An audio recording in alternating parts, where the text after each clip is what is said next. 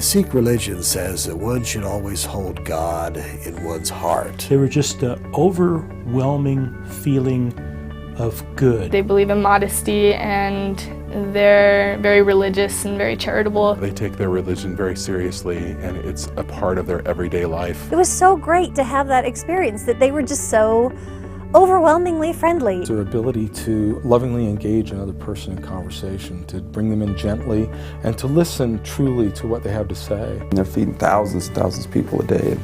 I mean, it's pretty amazing, and that's just what they do. As soon as we visited the Sikh temple, we were just absorbed into somewhere safe and happy. They had something to teach me about God and about the relationship of the divine.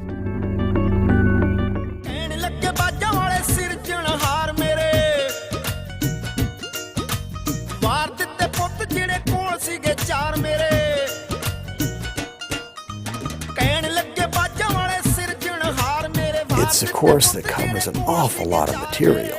You know, it's basically covers prehistory to the end of the Middle Ages.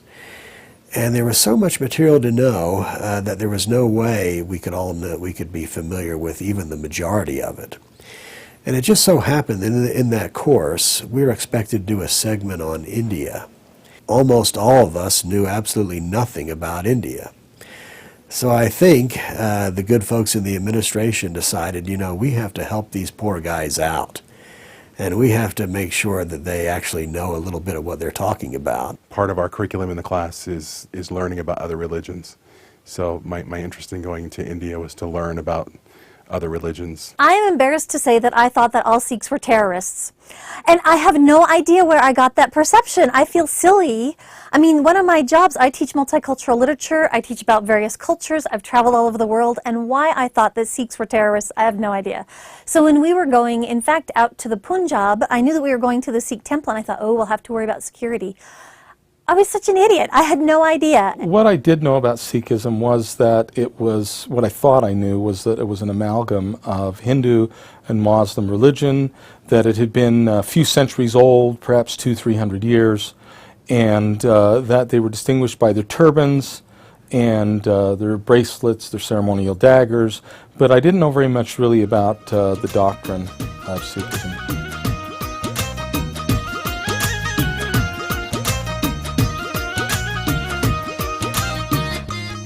The experience of going to their most sacred of pilgrimage places, which is the Gold Pavilion or the Gold Temple in Amritsar, is almost indescribable. I had never really felt anything like that in my life. The courtyard there around the Holy Temple is their most sacred place. There's no doubt it's kind of a holy site. I mean, there is this sense of spirituality there.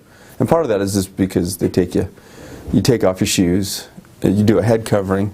Orange is kind of their color, and so we bought these on the street, right? And so it's little head scarf things. So you cover your head, take off your shoes, and then to enter, you wash your feet. So you have to take off your shoes and you walk through the water to symbolically wash your feet, and you put on a headscarf to cover your head.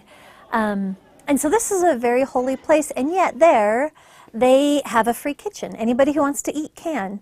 They have, if you want to sleep there, they'll give you a mat. It's open 24 hours a day for anybody who needs to, for any pilgrims. And I thought, wow, how many, as Christians we think of ourselves as charitable, and I thought, how many Christian holy sites do that? They hand you a plate and a cup, and you go in and you eat, and they pour the food and you're eating. And in our religion, you have to go see your bishop. You have to get forms filled out and signed by the, there's all this paperwork, and then you got to go to the distribution center and fill out forms, and you got to wait and you do this. But they're just feeding hundreds of thousands of people every day, and there's no questions asked. There's no interviews. There's no fuss, and it's fast and it's chaotic. And it's grimy and it's efficiency. There's nothing special, nothing fancy, there's no fancy service or anything, but everybody is fed. And that's when Jesus was feeding the 5,000, it probably looked kind of like that.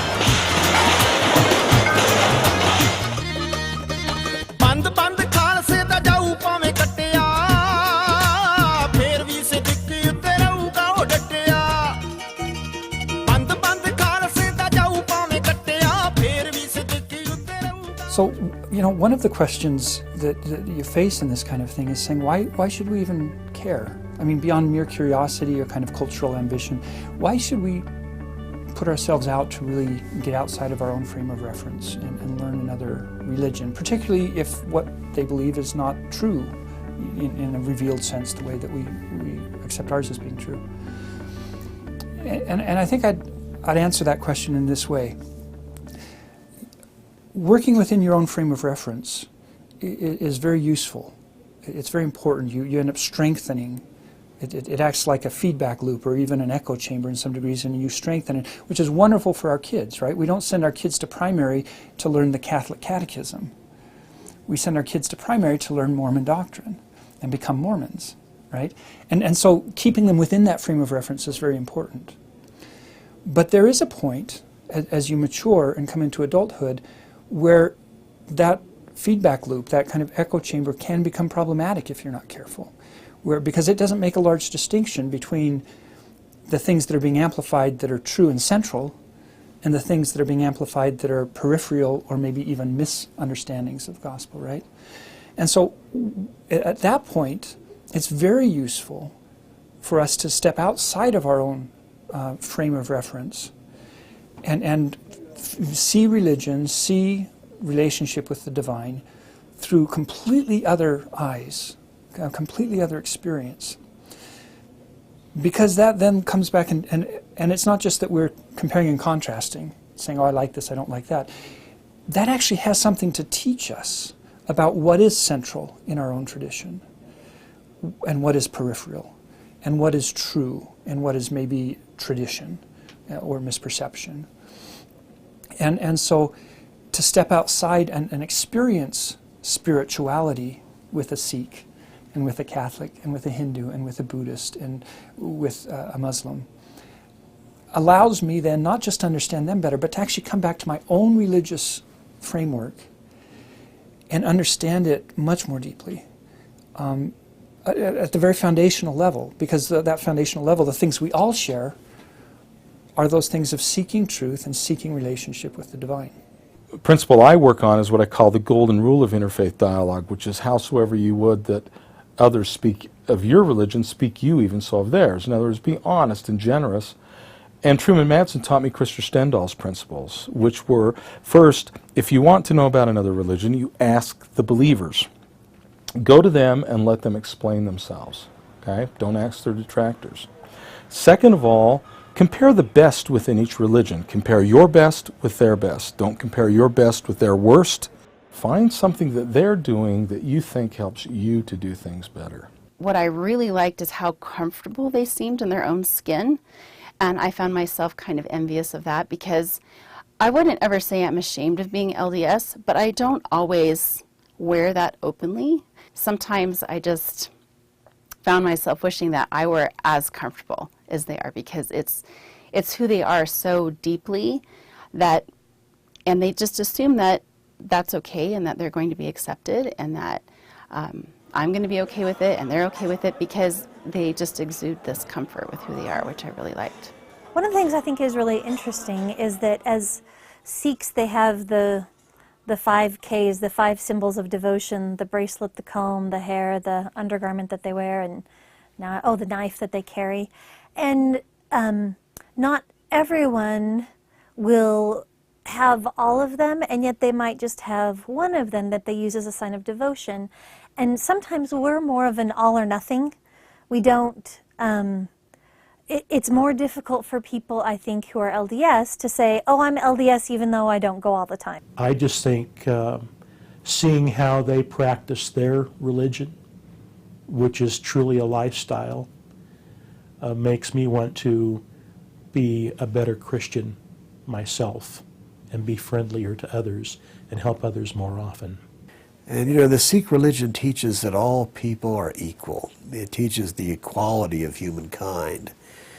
And when I was in that temple compound in Amritsar, where the Golden Temple is, I felt like I was among brothers and sisters, that I was an equal, and they treated me as an equal, even though I was definitely an outsider. And there was no doubt that I really stood out, But But I felt comfortable there. I felt that I was a brother. I felt that I was loved. And I saw the Sikh idea that God should always dwell in your heart being manifested through the kind eyes of those good people. One of the first things that I noticed was its similarities to Mormonism, my religion. Just, I guess they believe in modesty, and they're very religious and very charitable. And just, I noticed a lot of similarities. Like, I don't know, I guess they're really symbolic in their religion. We had occasion to visit with some of the members of Sikhism who took a great deal of trouble to show us around and answer questions and explain things. And they did it in a very friendly way. I didn't feel like they were pushy. They weren't like, sometimes we have these notions of fundamentalist or evangelical Jehovah's Witness kind of people. Mormon missionaries are really pushy. I know I was really pushy when I was a Mormon missionary, right? They weren't like that. And I don't know, the people that talked to us, I couldn't tell, but I don't think they were, I don't think they were on the staff. I don't think they weren't wearing missionary tags. And so I gathered that they were just people. The way that they treat their sacred space, the way that they take their religion very seriously, and it's a part of their everyday life. I think it's very inspiring, because I think it's easy in our very busy United States society to get caught up in the things that we're doing every day, and religion just becomes peripheral sometimes. It's, it's certainly part of our life on Sunday. Maybe it's part of our life in the morning, at night, but during the day we're doing everything that we do. But with the emblems that they carry with them of their religion, it's an everyday part of their life. Probably two things that really struck me. One, again, I keep going back to this because to me it's a really big deal, is their sense of service.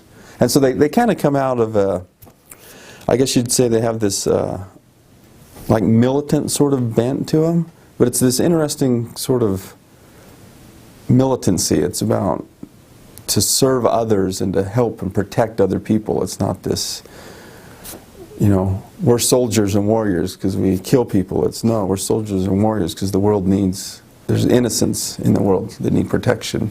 And so like the feeding of people is in a strange way the manifestation of this sort of militant protection. It's like, no, you're hungry, we will provide you food type of thing. And so just the unselfish service that's just infused in their attitude and their practices and their belief. Very, very kind people that way. And then just the devotion to the sacred, right? That they're willing to travel from all over the world and come and participate and wash in the sacred, in the holy water there, and it's important. And it's a strong sense of commitment and devotion that makes me feel bad on days where I'm like, I might be too busy to go to the temple today like I planned, so I'll do it next time.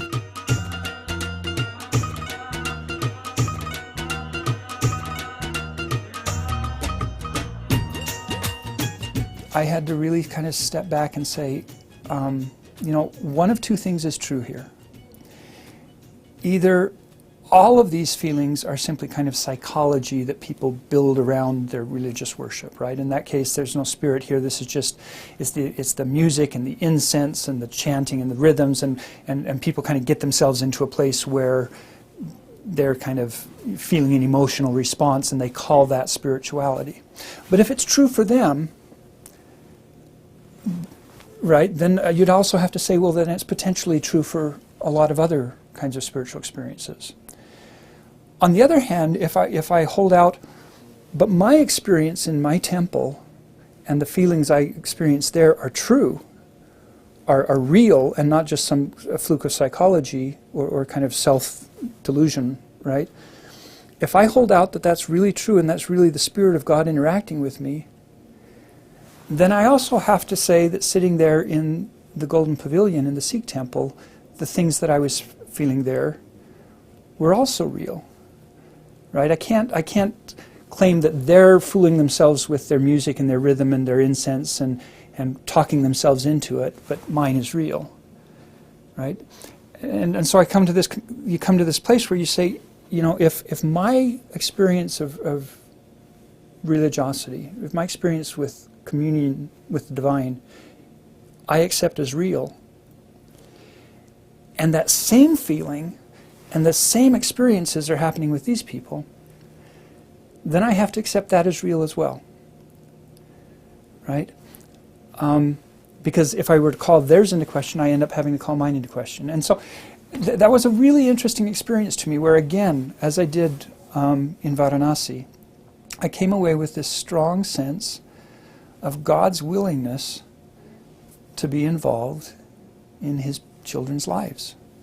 Particularly for people of the LDS Church, I think that we sometimes are prideful of our own dedication as followers of God, and we sometimes think that we are the sole source of truth and good on the earth. And I think it's important to see that there are good people everywhere who are truly trying to seek the sacred in their lives, truly trying to seek God, and are capable of just amazing good. You know, I would put these guys up against any relief society in the world in terms of feeding people, a lot of people in a short amount of time. Their kitchen operation was absolutely amazing. And the true sense of charity in offering food to anyone, whether they look like they need it or not. And just the amount of good and love you feel from those people. I'm sure the Heavenly Father is pleased with them. I'm sure that He's pleased with what they're doing with what they know. And I think that's an important thing to remember, is that for what they know, for what they understand, they are doing so well at following God and seeking God. And I think it's a great example to everyone.